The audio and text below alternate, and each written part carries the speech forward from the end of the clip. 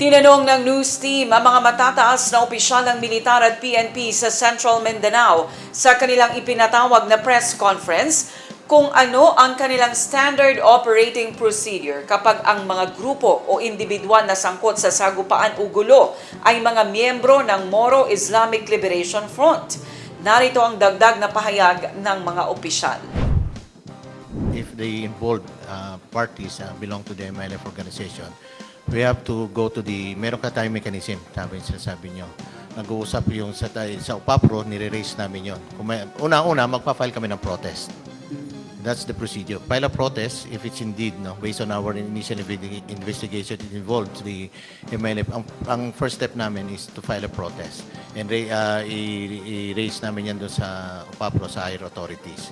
Now, secondly naman, yung impression na we are parang lumimisisan pag MLF, hindi mangyari yun.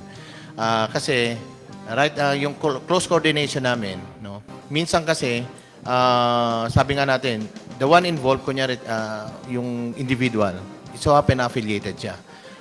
Ang nangyayari, pagka ititreat mo na may away sila, hindi mo siya itreat na as an MLF. Ititreat mo siya na organization if it involves the GPH. But individually, iba na yon. Kung parang sa akin, pag ako may crime na kinumit ko yun as a person. Pero walang kinalaman yung organization ko. It's a different story pag ako nakipaggera na sa ibang So, ganun din namin tinitingnan. Karamihan nga dyan, minsan, nadadrag yung organization, yun yung gray area eh. That's why what we are doing is we closely coordinate with the MLF for instance, kay Chief Minister, being the Chief of Staff, kinakausap namin, and even down to the base commander, and even to the battalion commanders. Kinakausap namin. Initial action namin, of course, pag may nababalitaan kami na grupo na ganito, tawagan namin sila, paalisin nyo sila dyan. Now, pag mayroon talagang may katulad ito nangyaring grupo, individual na yan sila. We treat them as individuals, not as an organization. Doon namin siya tinitingnan.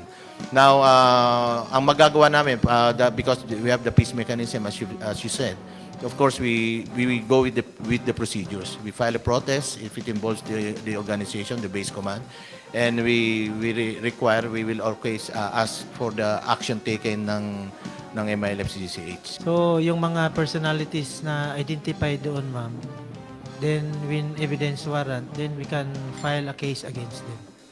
Okay. We will treat also the same. We can enforce the law without fear or favor or anumang grupo sila. So, Are you in that stage po ngayon? Still, we are conducting thorough investigation on that matter, ma'am. Okay. Thank you, ma'am.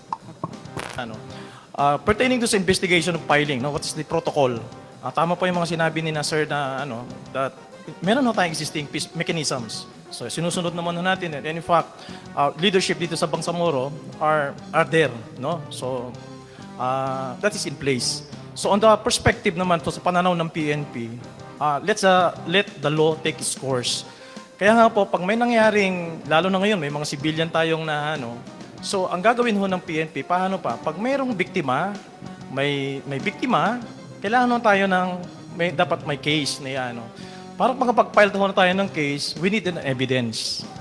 So, yan ho ang direksyon ng ating mga PNP ngayon in coordination sa ating Philippine Army, itong 6th Infantry Division, that every time na mayroon mga areas na kung saan involved doon sa conflict, that will be a subject of the crime scene.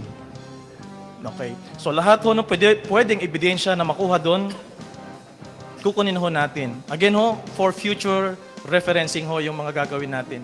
That in the event na meron ho tayong mga mag-hit doon sa mga na-recover natin na fired cartridges at saka yung mga slugs na ma-recover natin, kahit ho, baka may tumama ho sa building o kahoy, i-recover ho natin yan for our database ho, for future referencing.